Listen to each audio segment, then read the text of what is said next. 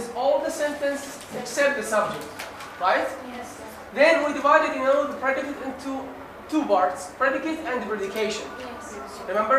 Yes. Is there a difference between a predicate and a predication? Yes. Yeah. What's the predicate and what's the predication? Zayd? Predication is all the predicate except The auxiliary. right? We say that predication is all the predicate except the auxiliary, right? No. Yeah, okay, sure, except the subject. I'm talking about the predication and predicate. Yes. Predicate is all the sentence except the subject.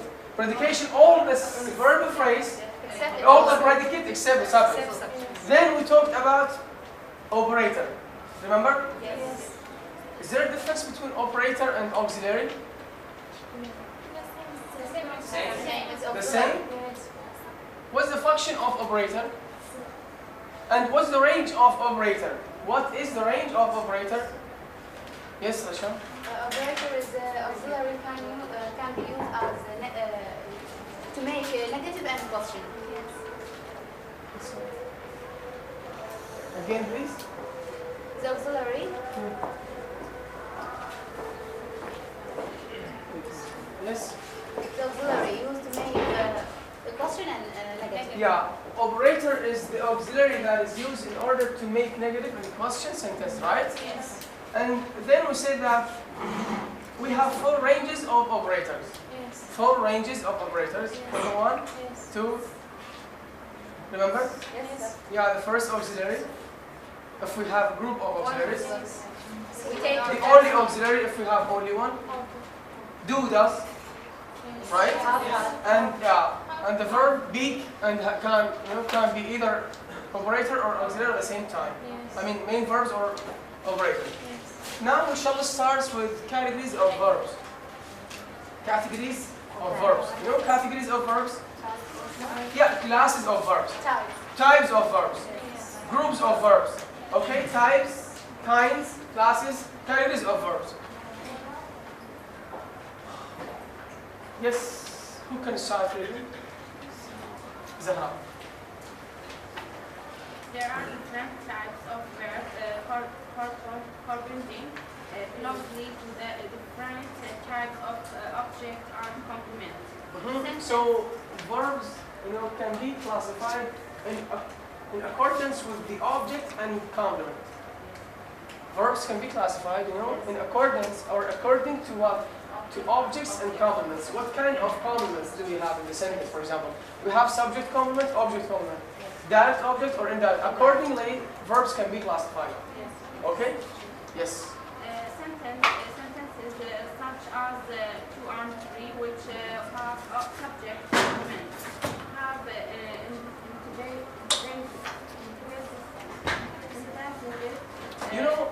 Well, enough please, thank you. Verbs can be classified according to different criteria. Verbs can be classified, verbs can be looked at from different perspectives, Yes. from different aspects, Yes. or from different, branch. The first classification of verbs is that verbs can be divided into what's called, yes? Intensive? Good. Intensive verbs can be divided into intensive and extensive. This is the first classification. Yes. Verbs can be either intensive or extensive. Okay? What's intensive verb? Let's go on, please. And all other sentences have extensive verb. The latter are intransitive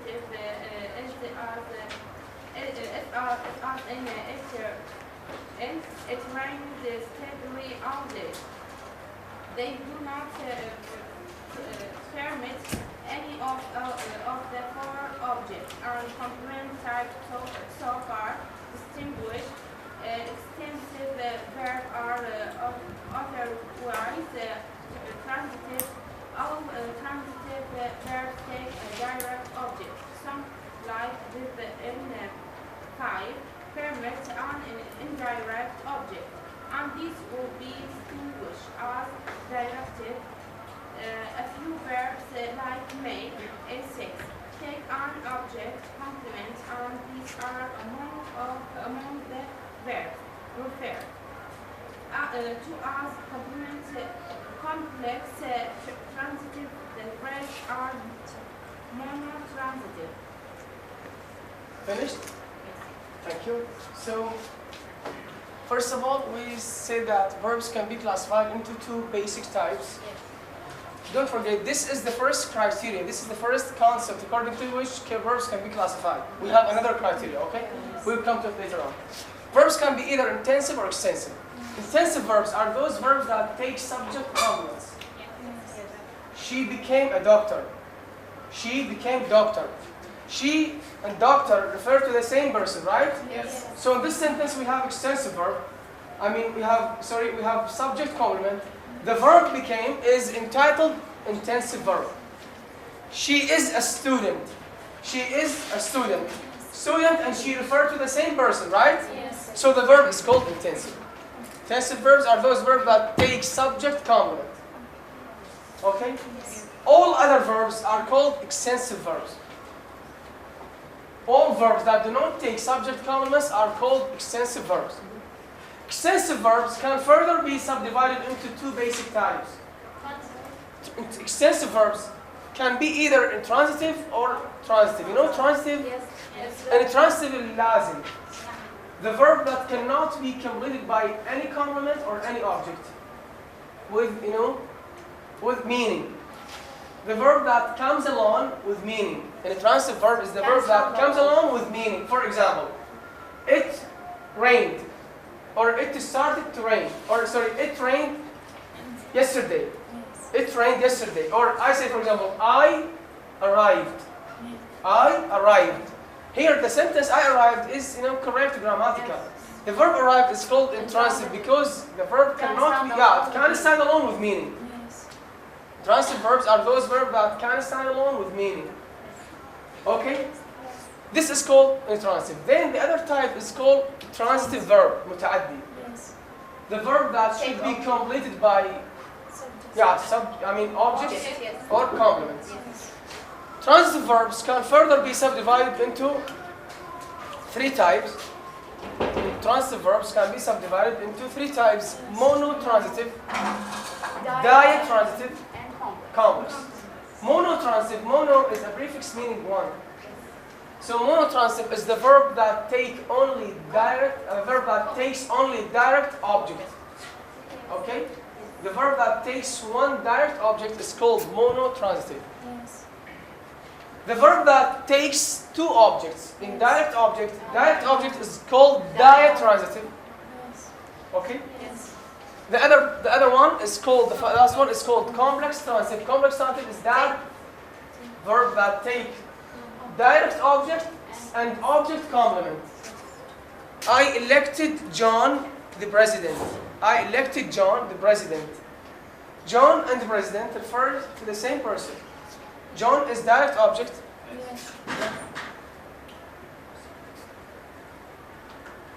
We elected John the chairman. The subject of the sentence is we. Yeah. Elected is verb. John is called direct object. Chairman is called object. Object complement. Why? I elected John the chairman. The word chairman refers to John. So they have the same reference, John and chairman. So when the verb takes direct object complement, it's called complex transitive verb. Okay? So these are the categories of verbs. Awesome. It's so noisy outside there. Clear? Okay, so this is the first classification. Well,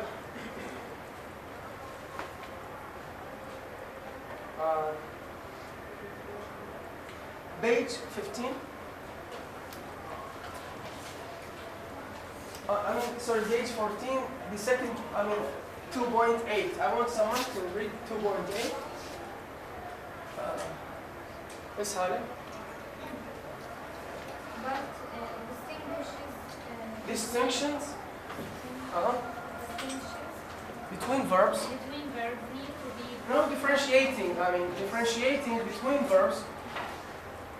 need to be drawn not only in relation to objects and complement types, but also in relation to whether they themselves admit The aspectual contrast of progressive. and non-progressive. Examples. Thus, it is possible to say, John carefully searched the room, or John was carefully searching the room. Yeah. It rained steadily all day, or it was raining steadily all day. But it is not possible to use the progressive in. The girl is now a student at a large university. The girl is now being a student. John knew the answer. John was known the answer. Would you please read the first paragraph and the second page on page 15 or 16? Yeah. When verbs either habitually or in certain moves will not admit the progressive as in 2 and 10, they are called stated. Stated. When they will admit it as in 1 and 4, they are called dynamic. It is normal for verbs to be dynamic, and even the minority that are almost always stated can usually be given a dynamic use on occasion. Thank you, that's enough. Do we have another classification of verbs in addition to this one? Do we have another classification of verbs? Yes. What is it? Progressive, non-progressive. No. Yeah, well, it's not the verb that is described as progressive. The progressive means the action itself. Verbs can be further divided into 2 types. Dynamic verbs and stated verbs. You know dynamic verbs? Dynamic verbs are those verbs that, verbs of movement, process, action. Verbs that show tense, right? Mood, aspect, voice. And dynamic stated verbs are those verbs that do not show, you know what? Tense and voice, right? So dynamic verbs, for example, I can say, do you see? Can you see the example here? Well, I can say, for example, I search the room. Can I say I was searching the room? Yes. Can I say I was searching the room? Okay. Can I say I am searching the room? Yes. Can I say I will search the room? Yes. This verb is called dynamic. It has the ability to change. Okay? Stated verbs are those verbs that cannot be changed at all. For example, she is now a student. Can I say she is being a student? She was being a student. She will be. Can we say? So this is called stated. Okay? So here we have 2 concepts according to which verbs can be classified. This, in this concept, according to this classification, here we have talking about, movement. Process, or as described here, progressive. Progressive means movement or action or process. Okay? And the stated verbs. Clear? Yes. So these are the categories of verbs. We have 2 categories of verbs. Whether they are tensive, extensive, and whether they are dynamic or stated. This is all about verbs. Now we shall jump to categories of adverbials. Classes of adverbials. Adverbials means adverbs, right? Yes. Well, from the title, as it's familiar for you, how many classes of adverbials are there? Basically, how many classes of adverbials? 3. Three classes. Time, manner. Manner are labeled here in this book. Adverbials of manner are referred to as adverbials of process in Europe. Yes. Okay? Somewhere else they might be referred to as adverbials of manner. But here in this book, adverbials of process. So basically, three classes: time, Place. place, And process. yes, and yeah, process. Well, yes, Moin? Next, we may take a preliminary look at the variable, concerning ourselves only with such distinction as are necessary to explain some of the chief instructions and constructing the simplest sentence. We may begin by looking again at the sentence with two variables. The girl is now a student at a large university. This might have had fewer elements. The girl is a student at a large university. The girl is Well, a student. Okay. I've just said that basically there are three classes or categories of adverbials. I said basically, okay? But there are more than three classes, more than three categories. But you know, as the book says, we are going to restrict ourselves to those classes that are necessary in order to construct simple sentences. I mean, we will start with simple ones, with those basic ones. There are more than three classes, but we will start with those adverbials that are necessary in order to form or build, let's say, a simple sentence, which are familiar to all of you. Okay? Yes. But the sentence could not have been formed initially, as the girl is now. On this evidence, we may say that the adverbials now and at a large university belong to different classes, and it seems natural to label them time and place respectively. Consider now the fact that the adverbial carefully in illustration 1 could be replaced by many others, making acceptable sentence in each case. John said the room carefully, slowly, noisily, steadily, without delay. But if this same adverbial were inserted in sentences which had stated verbs, the sentences would become unacceptable. The girl is now a student. Carefully, slowly, wisely, steadily, without delay. John knew the answer. Carefully, slowly, wisely, steadily, without delay. Thank you. Well, look at those for examples.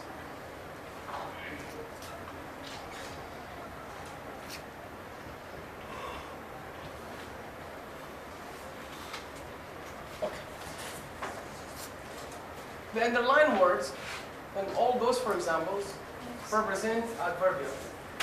But do you think that those underlined words might, refer, within the same class? Are those adverbials belong to the same? For example, number one, the girl is at a large university. Number two, the girl is now. Number three, the girl said the room carefully. Do you think that those three words belong to the same category? No. Why? How would you explain that? Yes, Ahmed? The first sentence is talk about the time. Time? The second Time? one, no, the place. Place? The second one is about the time. Time? Third Third one? is talk about how the action. Yeah, the third one is labeled as adverbial or process. Well, process. Do you think that all those four examples are grammatical? All those examples grammatical, correct, acceptable? Which one is ungrammatical? One of the examples here written on the board is unacceptable.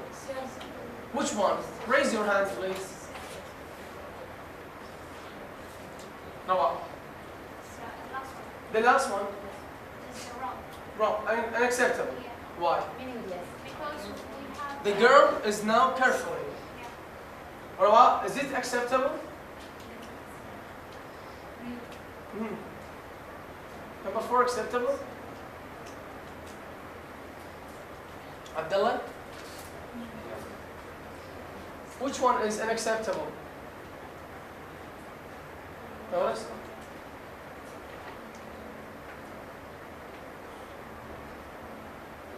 Yes, Rawah, go on. It's unacceptable because The last one is unacceptable. Why? The justification for this question is because it's stated, and Uh-huh. if we have a stated verb, we cannot insert carefully. excellent, great.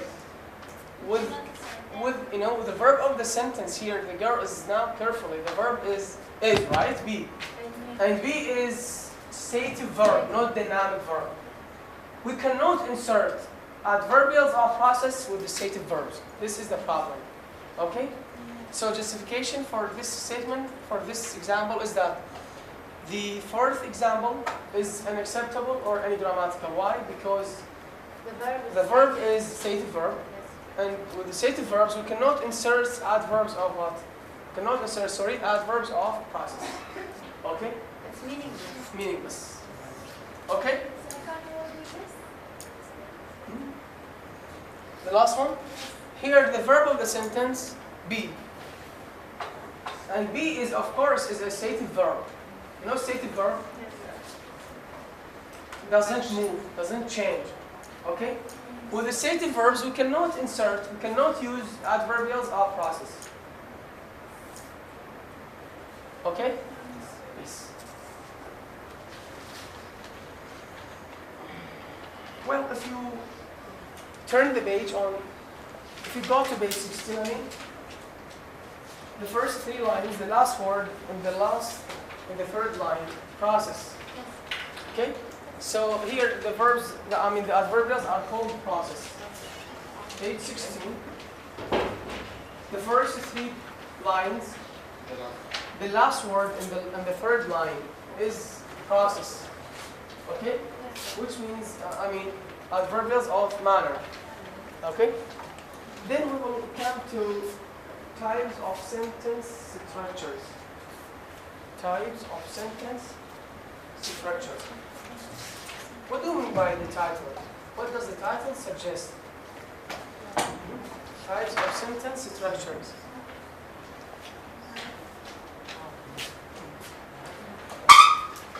What does the title suggest? Types? Yeah, no Arabic. No Arabic, please. Yes. Classification of the sentence structure. Yes. Yes, Nawal.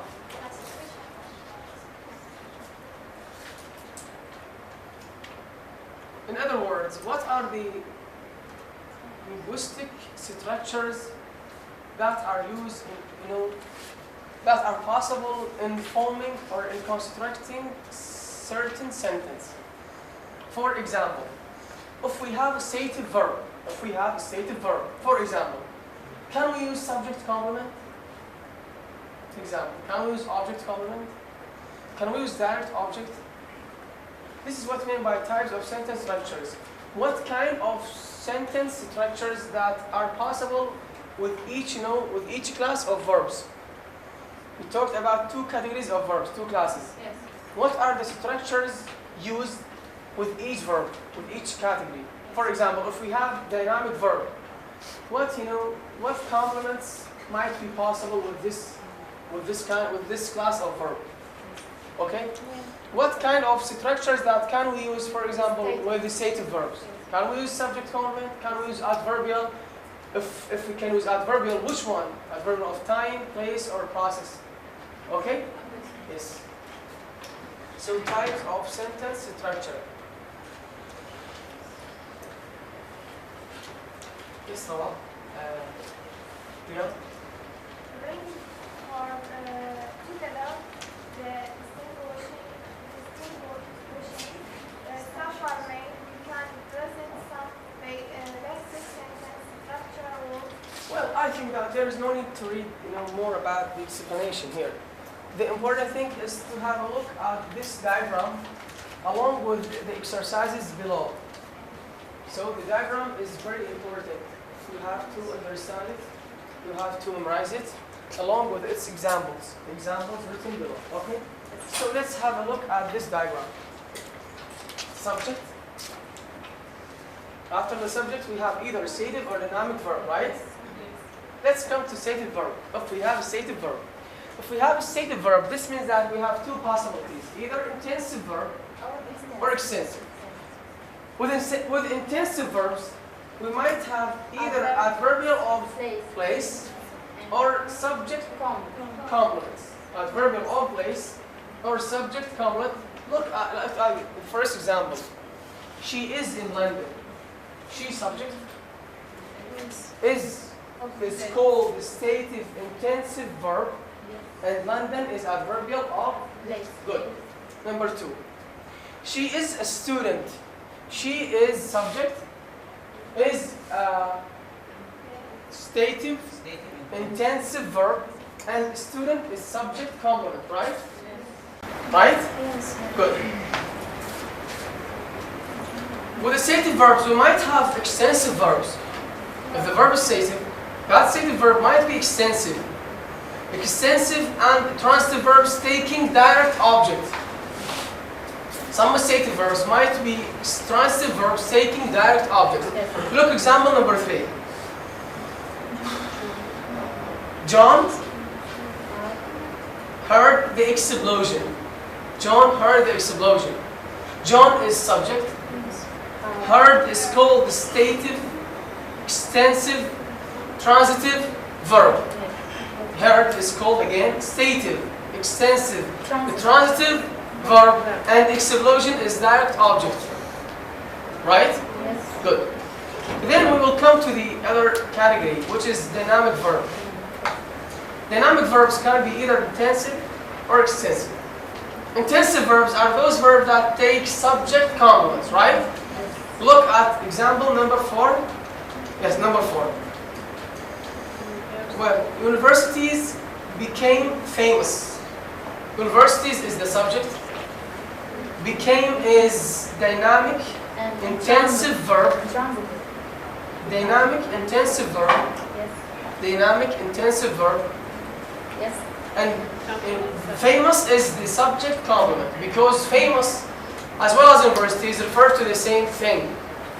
Right? Yes. Good.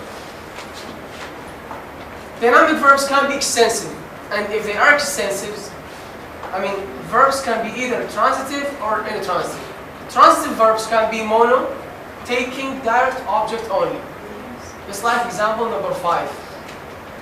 Number 5? Yes. Okay. They ate. The knees. No, not this one. Number 5. They ate. Dynamic. Which one? Intensive verb taking direct object. Number 4. We tapped at number 4. I'm sorry. Yeah. Okay. Number 5. They ate the meat. They is the subject. Meat is dynamic, extensive, transitive, mono, transitive verb. Again. Ate is dynamic, extensive, mono, transitive verb. Why? Because it takes direct object. Meat is the object, direct object. Okay? Or ditransitive taking two objects, just like example number 6. He offered her some chocolates. The offered is called dynamic, extensive, ditransitive verb, because this verb, takes two objects, her and some chocolates, indirect and direct objects. And the last one is complex. Complex taking direct object and object complement. Okay, example number 7. They elected him chairman. They subject.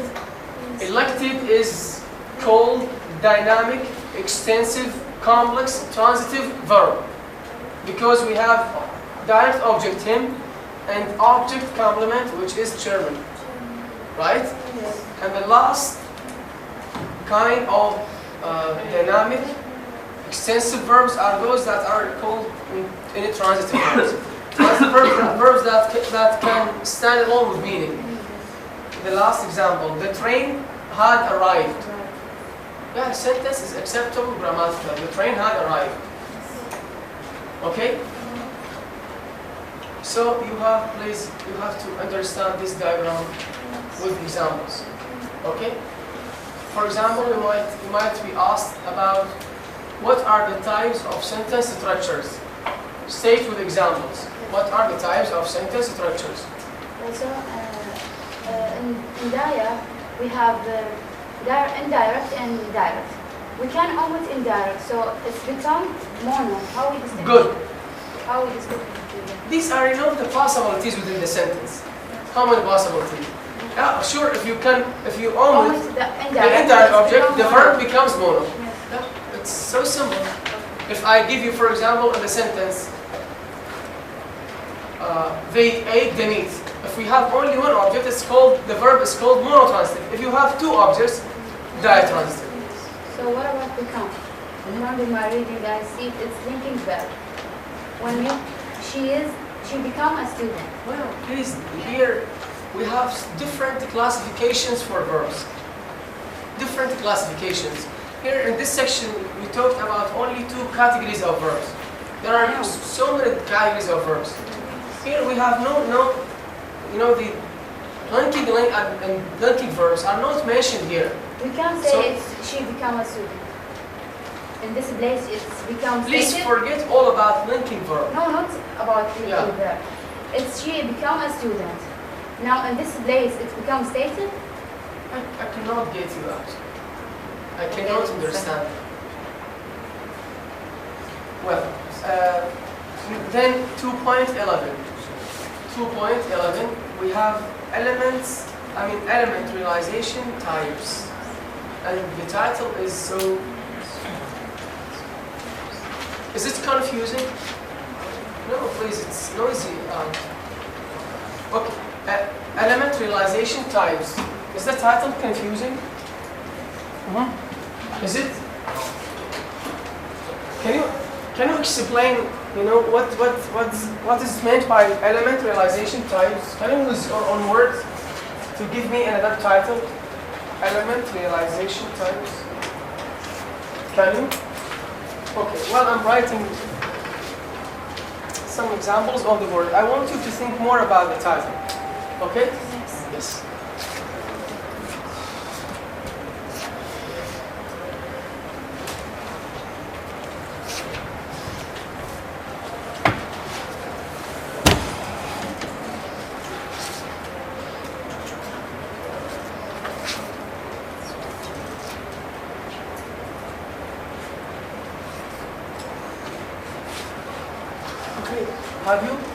Have you found another title?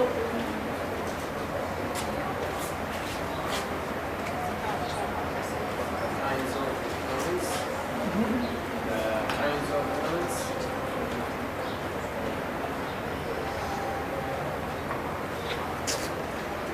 Yes.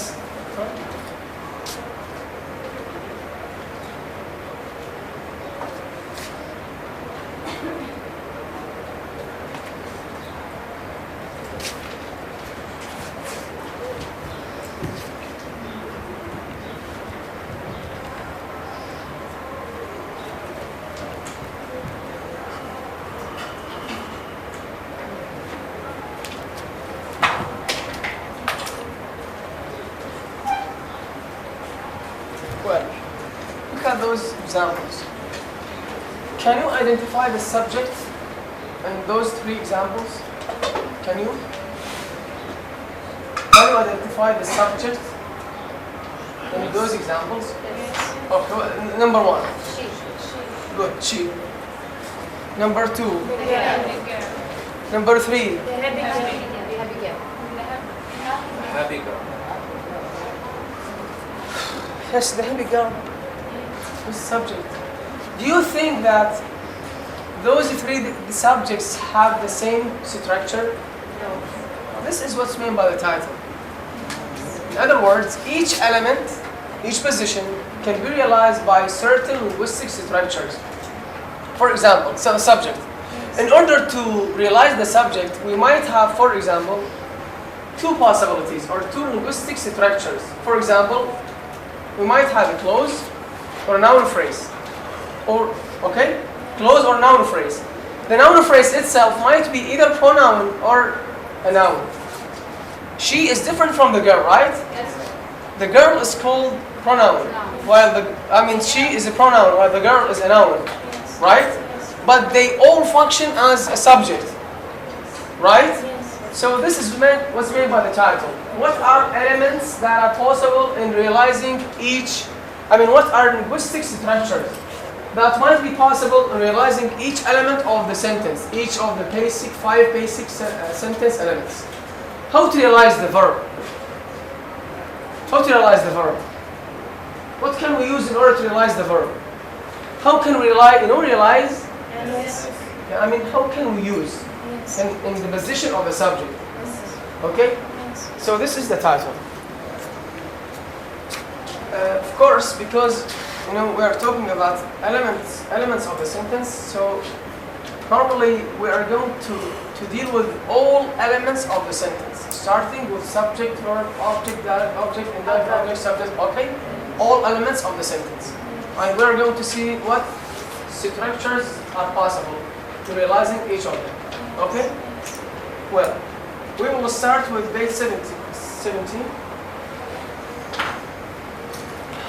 The first paragraph with the verb element. Okay?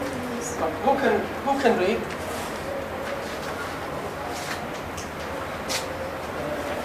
Yes, Leah.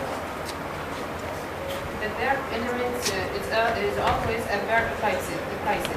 A verb phrase. This may, as in all the examples so far, be finite, showing tense, mood,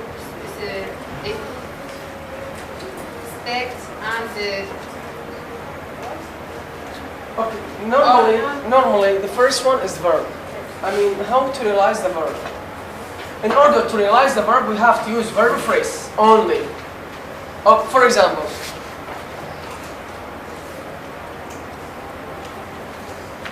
she made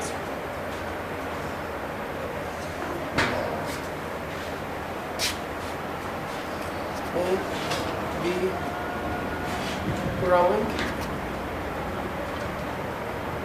happier. Okay, can you identify the elements of the sentence? Can you? In terms of subject, verb, object, can you identify the elements? Yes, Haren? Again, please. She is the subject. Oh, she is the subject. Yes. Okay.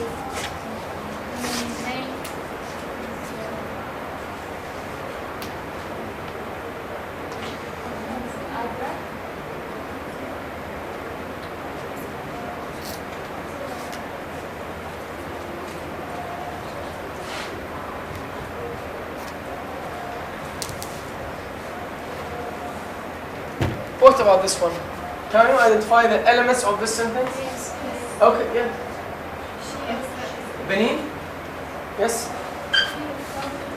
Subjects?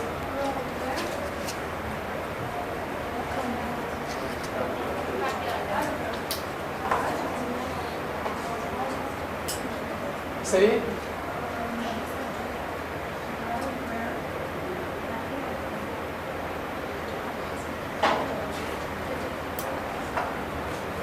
Rahim, do you agree? Happy is adverb.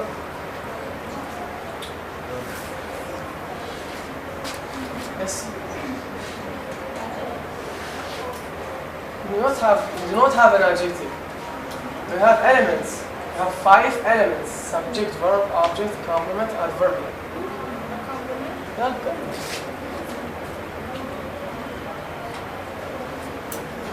She and Happy refer to the same persons.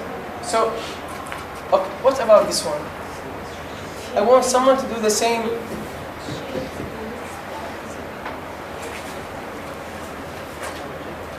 Yes. She subject. She subject. May auxiliary. Be auxiliary. May be growing is all the verb. And happier is the. Okay, but is there a difference between this verb and this one? Yes, surely there is. Definitely there is. You know, I said that the verb phrase is realized, the verb is realized with verb phrase. The phrase might be one word or what? Or more. The verb phrase might be one word or more than one word, right? This example here, we have only one word. But in this example, we have more than one word. If we have more than one word, this is called verb phrase. The verb phrase itself consists of two elements or two parts. The verb itself is called the head. The verb itself is called, the main verb is called the head. While all other preceding elements might be referred to as auxiliaries, right? Maybe are auxiliaries. But this is all called verb phrase. Consists of two parts. Head, plus, preceded by auxiliaries. Okay? So this is the first one. So the verb phrase simply is realized with, the verb is realized with verb phrase. Okay? And you know, I want you to, who was reading? Who was reading? Who? Riyan. Yes, Riyan, go on. Now we need to Fine. Well, look please, the second line. Examples used so far, be finite, showing tense, mood, aspect, voice, or non-finite. I want you just to know something. Verb phrases can be either finite or non-finite. Okay? We will come to them later on. We'll discuss them in detail. So no need to now, for the moment, no need to bother yourself with understanding what does each one mean. Okay? We will come to them later on. But I want you to realize, to understand that verb phrases are of two kinds, finite, non-finite. Okay? Well, then we will jump to the subject. See, the subject of the sentence, see, in the middle of the page. Yes, sir. In the middle of the page here, look, see? The subject. Yes, sir. the subject of the sentence may be a clause. The subject of the sentence might be realized, number one, with a clause. Number two, subject. Subject might be realized either with a clause, yes. That she answered. Okay, look, the underlying words, the italicized words in the following examples are all the subject. That she answered the question correctly. This is all the subject. Okay? This is all the subject. But this linguistic unit is referred to as what? As clause. Look, the italicized word, all the that she answered the question correctly.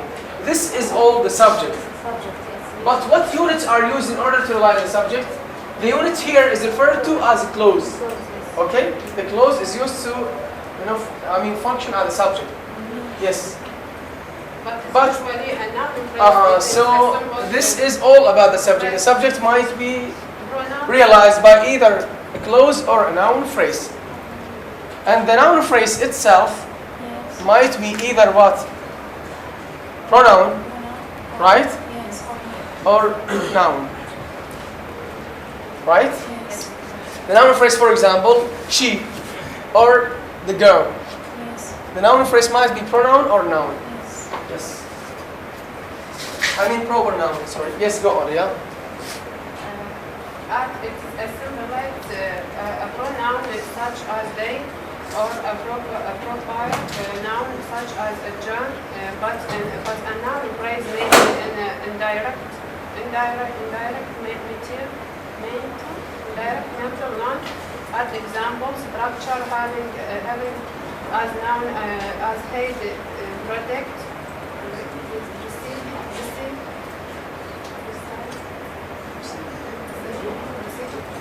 preceded by other words such as article, adjective, another noun, and followed by a prepositional phrase.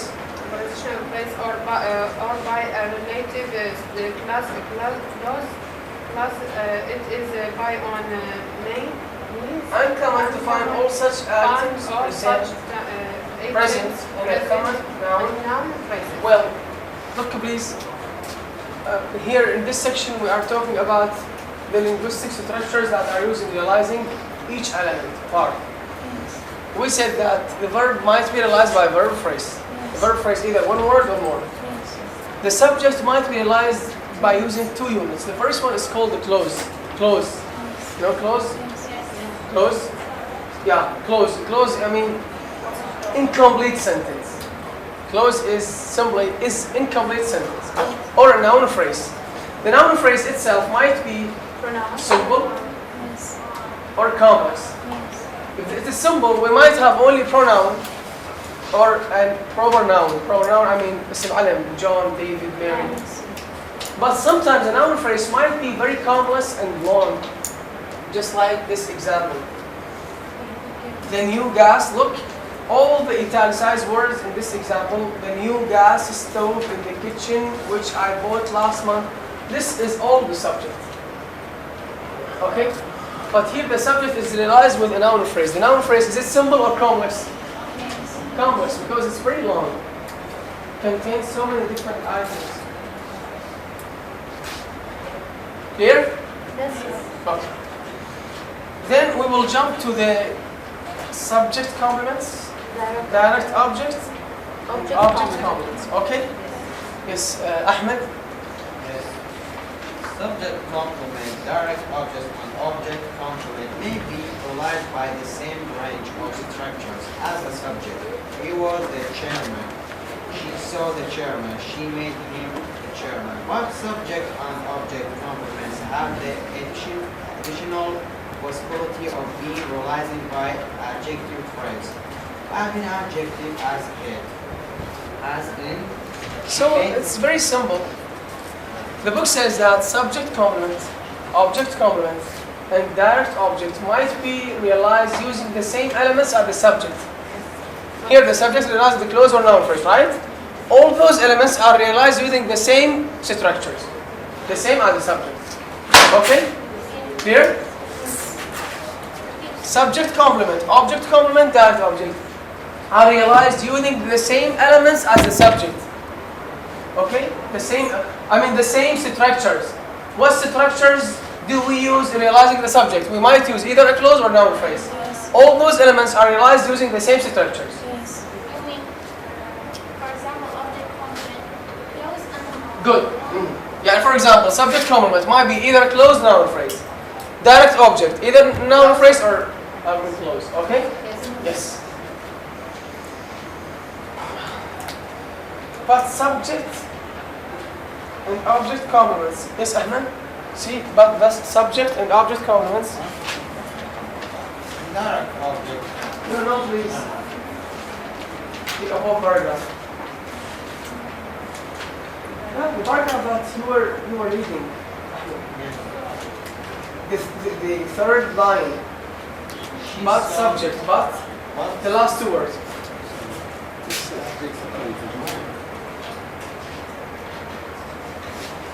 Yes, the same paragraph. Yeah, the third line. Start with the third line. Okay. But subject and object. But subject and object complements have the additional possibility. They have another possibility. Another possibility in order to be realized. Yes, of being realized by adjective phrase. phrases. Yes. Having an adjective as head, as in she made him happy. She made him very much happier. Look, she grew very happy. She grew very happy. Can you identify the elements of the sentence, can you? Yes. She?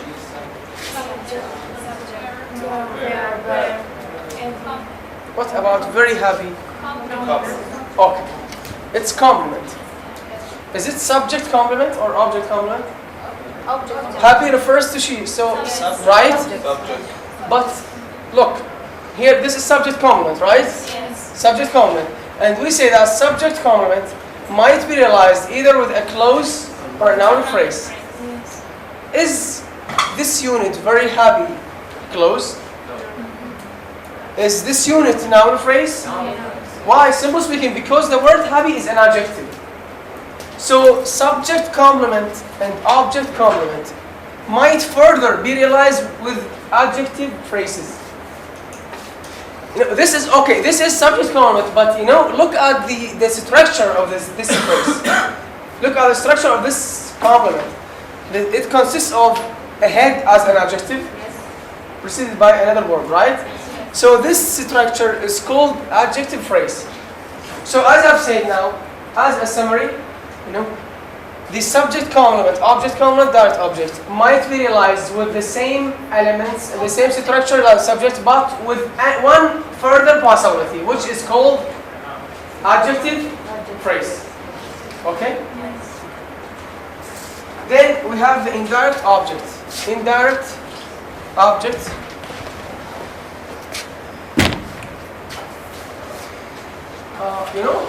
You know the difference between direct and indirect object? Is there a difference? No, both objects.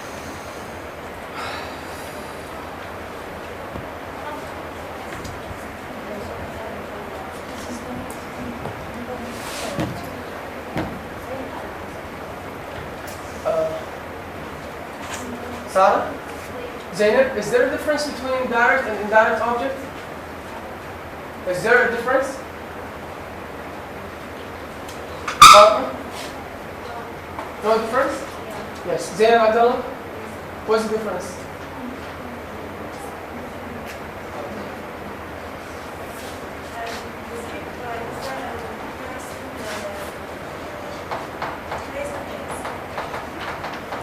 Zainab?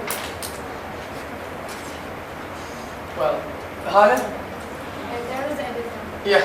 What's the difference? The object, the direct object can use in a sentence alone, but the indirect can't. It need to a direct object. Okay. This is the first one. This is the first difference. So in other words, I'm gonna paraphrase what Hala said.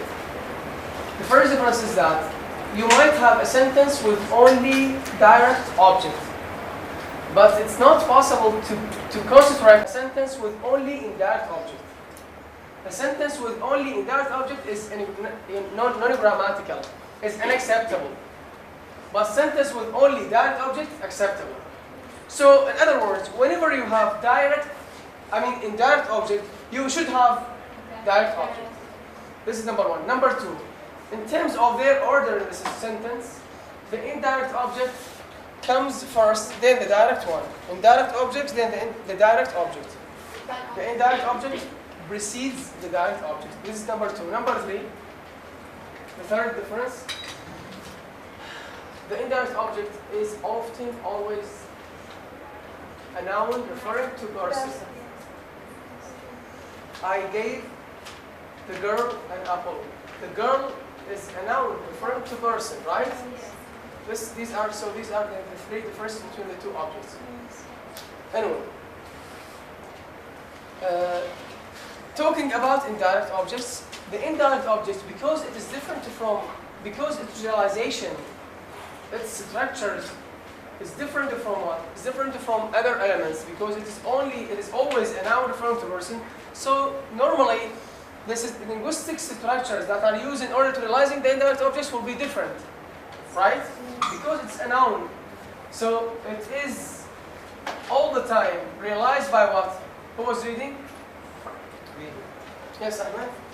Indirect objects, on the other hand, have fewer possibilities than subjects. It is only realized with the last word in this paragraph? Noun phrase. Okay?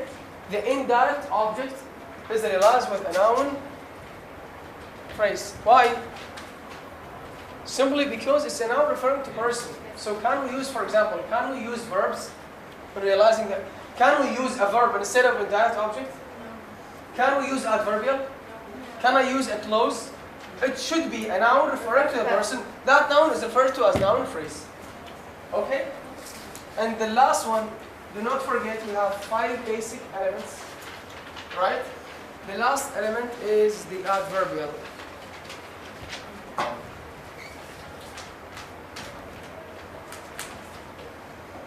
The adverbial is realized. Yes, Ahmed? All I like direct objects and objects. Finally, adverbials can be realized. adverbials can be realized using 4 linguistic structures. The first one is called A by adverb phrase. A, one, Verb phrase. B, C, D. Noun phrase. Yes? Adverb phrase. Adverb phrase. Having an adverb. What else? Noun phrase, Noun verb phrase, adverb phrase. What else? What else? Noun, adverb. Okay, good. Prepositional. And close. Okay. So these are the different linguistic structures that are used in realizing each of the 5 elements of the sentence. These are the linguistic structures, linguistic units that are used in realizing each of those 5 elements. Okay? Okay? The verb phrase is realized with, the verb is realized with what? With verb phrase. The subject is realized with clause or noun phrase. Subject complement, object complements, and direct objects are realized with the same as the subject, clause or noun phrase. And the indirect object is realized with only noun phrase. And finally, the adverbial is realized with those 4 linguistic structures: noun phrase, adverb, prepositional, and clause. Okay? Yes, sir.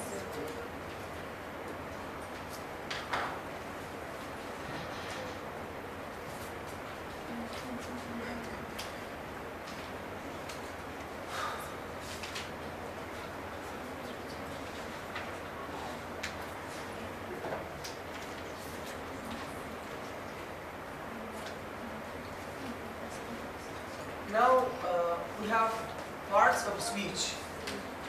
Parts. Are you familiar with this title? Yes. Have you ever heard about this expression? Yes, sir. This topic? Yes. Part of speech? Parts of speech. Have you ever heard about it? Familiar? What do you mean by parts of speech? And how many parts are there? How many parts? And how many categories are there in parts of speech? What do you mean by parts of speech? Yes, Asha. Four. Four. No. What do you mean by parts of speech?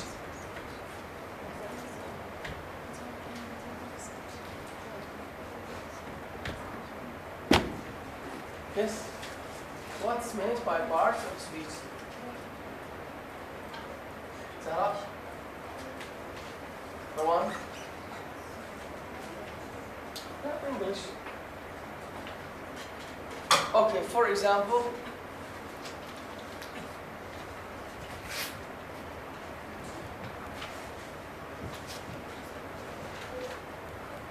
let's take an example, the word happy.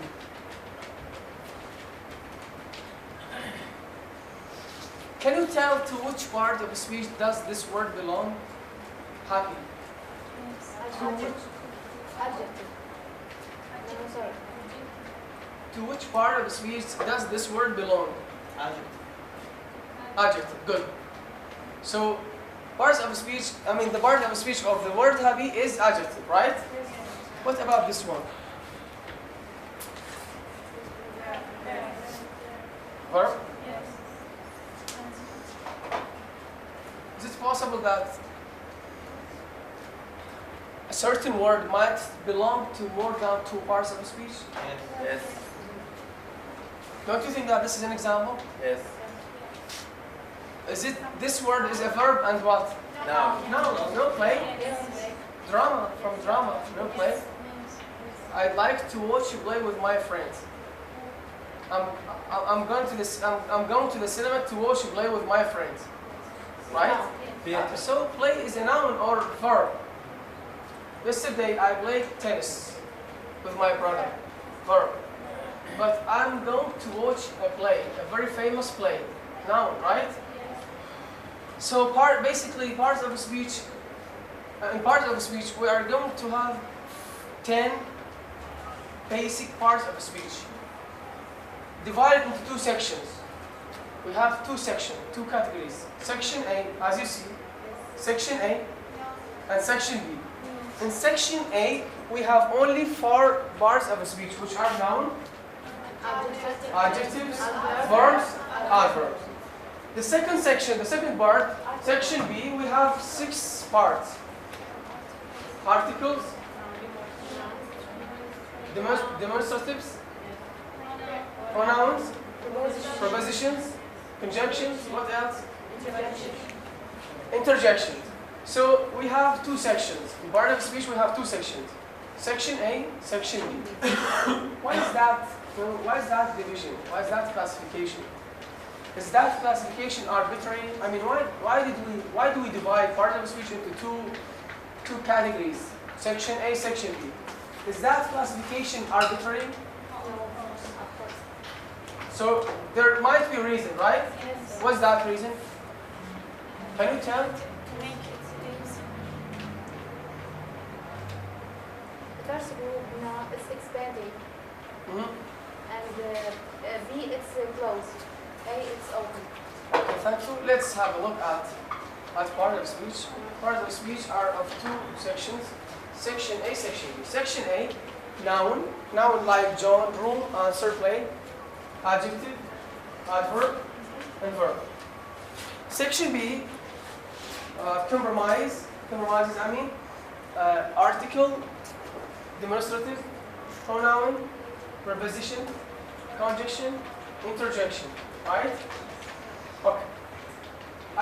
For the moment, I just want you to differentiate between the 2 sections. I mean, what are the elements of Section A? What are the elements of what items in Section A? What items in Section B? Okay? Yeah, somehow. Okay, the first section, we can. We will come to it later on. Okay, thank you. Fatma, would you please read the final part, the final paragraph of this page? I mean, 2.13. You should. Yeah. No, some of the examples. The last one. Some of the examples in 2:11 appear as more than one part of speech.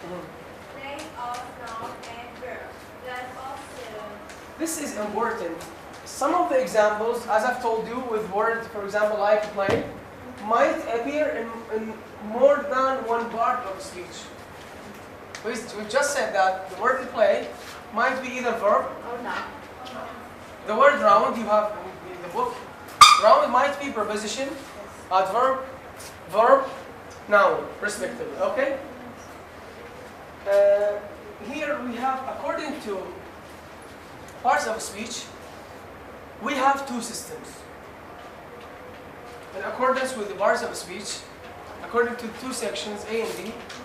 So we have 2 systems. System A, open. System B, closed. Yes. The first one is called closed system items. Closed system items. The second one is called open system. Well, as the title suggests, the first section is called closed. What do you mean by closed system? Items mean words. Items means expressions, words, units, parts of a speech. Okay? If you are confused with word items, mean words. Closed system words, items, expressions, elements. If you look, the words, all the categories, all the parts of a speech in Section A are referred to as a closed system item. Section B, parts of the speech, are related to closed system items. Why? Because as here the definition shows, if you look at page 19, closed system items, the third line, that is, look, see? Yes, sir. Okay. Yes, Fatma? No, thank you. Yes. That Okay, is start from the beginning with closed system items. Closed system items. Mhm. The parts of speech and 2 points elements are listed in 2 groups, Mhm. A and B. And this introduces a distinguish of very great significance. Significance. Yes. Set B. Set B, so section B Yes, compress, which are called comprises, so all parts of speech in section B are referred to closed system items. Why? This is That is- definition. Yes.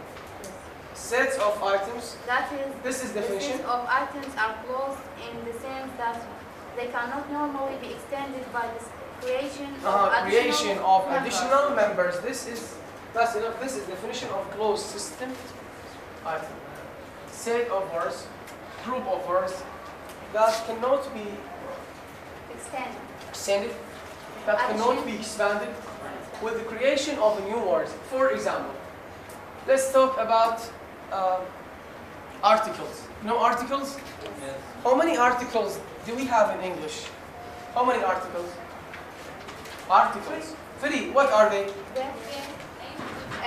A-N and then. Can you ever think of any other article? Can you ever think of any other article in addition to those? Can you?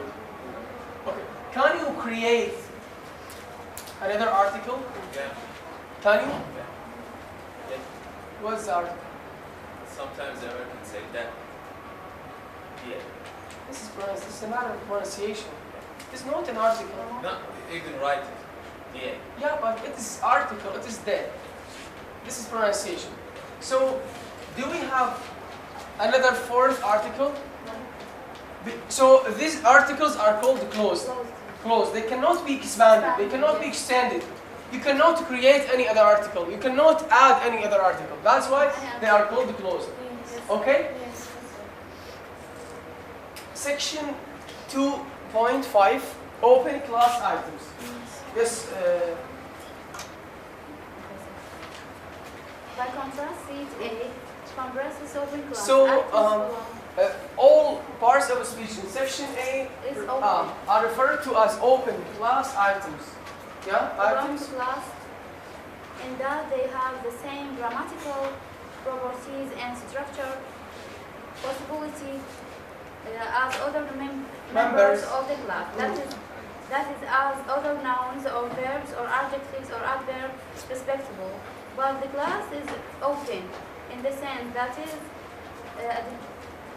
indefinitely extendable. Yeah. So if you come to defining the open and closed item, what's the definition for open and closed for open system items?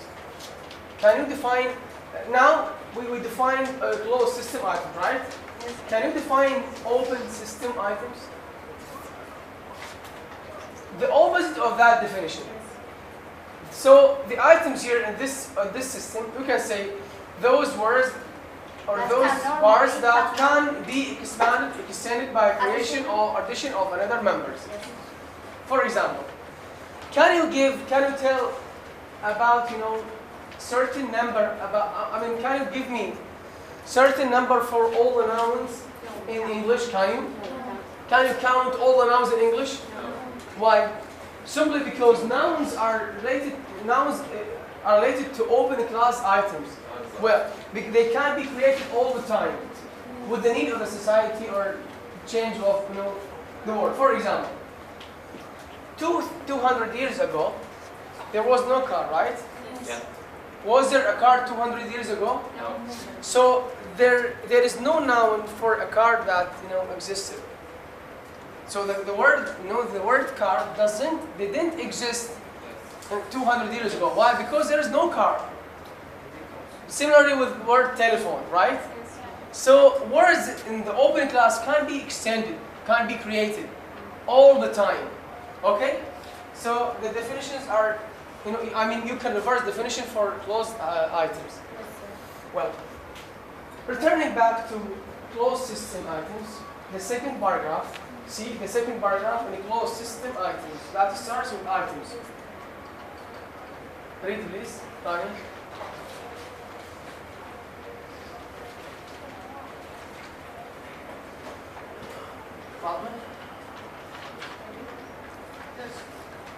the second paragraph. The items.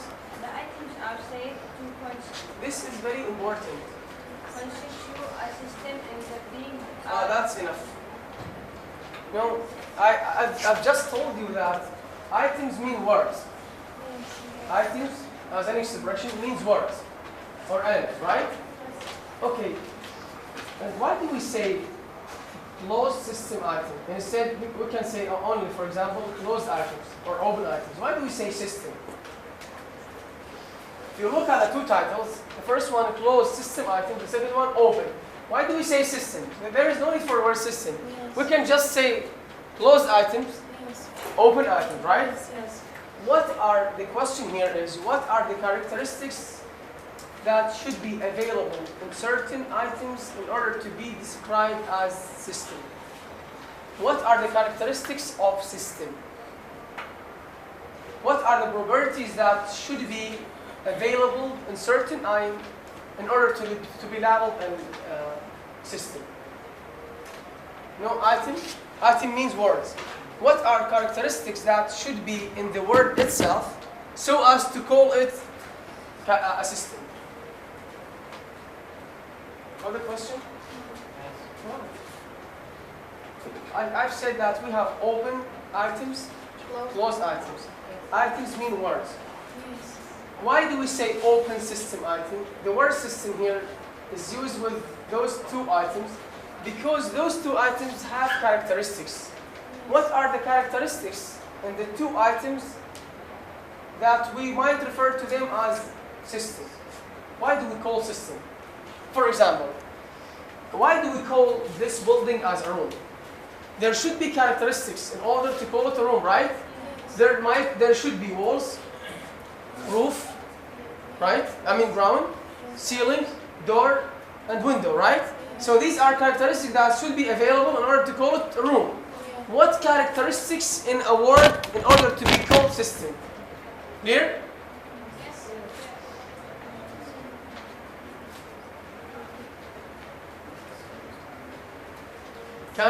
Who can explain it in his words? Can you? Yeah? Can you explain my question in other words? Mm-hmm. We have a closed system and open system. Why we said system? The word system. You are asking about system. Why we said system? What the characteristics of here and then we should system. Good, great. Instead of system, we can just say closed items, right? Yes. Why do we say system? Yes. This is the question. Yes. Why do we say system? Yeah. We say system because of two characteristics. Because of two reasons. These are the two reasons that we call it system. Got it? Yes. Clear? Yes. So number one.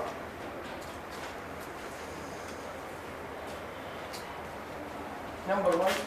Yes. Ahmed?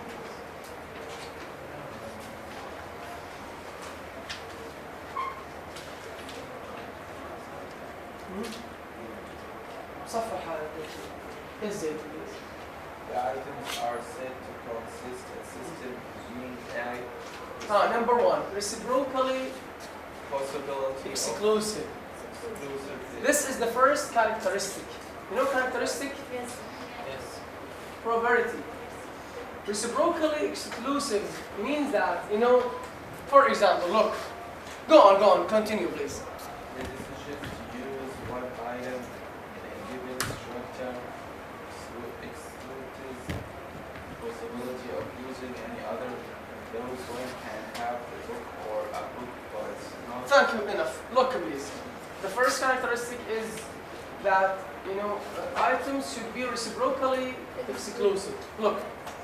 For example, if I decided to choose or to use certain pronoun, personal pronoun with the word car, saying my car. So with car, I use personal pronoun, my.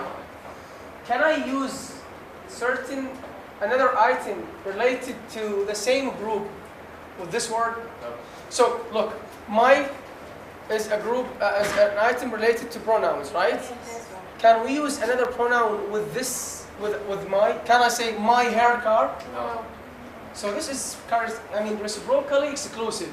So if you decided to use, for example, certain element, you cannot use any other element within the same group. If I say the car, I cannot say a car. Either a car or the car. That's what's meant by reciprocally exclusive. Special. Yeah, special. It's stated here. It's clearly stated. If you decide to choose certain item, you cannot use another item within the same group, within the same bargaining groups. Okay. Number 2, reciprocally. Yes. Reciprocally defining.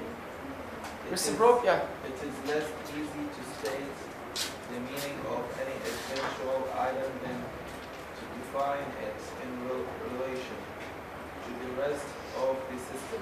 This might be closer. Thank you. This means the second characteristic is that all items should be defined in relation to the same group. For example, articles a, an, then. Personal pronouns, for example, my, you, etc. I cannot define, for example, an item from articles A in relation to items from different categories, from different bars. Rather, in order to define an item, I should define it in relation to its part, in relation to its, its category. In other words, all items, all words should be defined in relation to the same group, not in relation to other groups. For example, I cannot differentiate or talk about the difference between A and my. A and my are related to different groups. Yes. In order to tell you, to explain my, I should refer to personal pronouns. Yes. In order to tell you about A, I should refer to articles. Not talk about A, then refer to pronouns. They should be defined in relation to, or stated in relation to the same group. These are the characteristics of the system. I mean, why do we say system? For 2 reasons. Number 1, number 2. Okay? These are very important. This is all. Do not forget the definition of each item, of each system. The open system and the closed system are very important. Okay? You have to define them and understand them. Why do we call it open? And what are the bars that are called open? What are the bars that are called closed? Okay? And the characteristics of the system. The 2 characteristics of the system. These are very important. So, for example, you might be asked about talk about closed system items. You can start by defining them. The parts in the open system. For example, nouns, pronouns, nouns, adverb, adjectives. And then give me an example for each one. Okay? Any question? Any question? This is enough. Next time.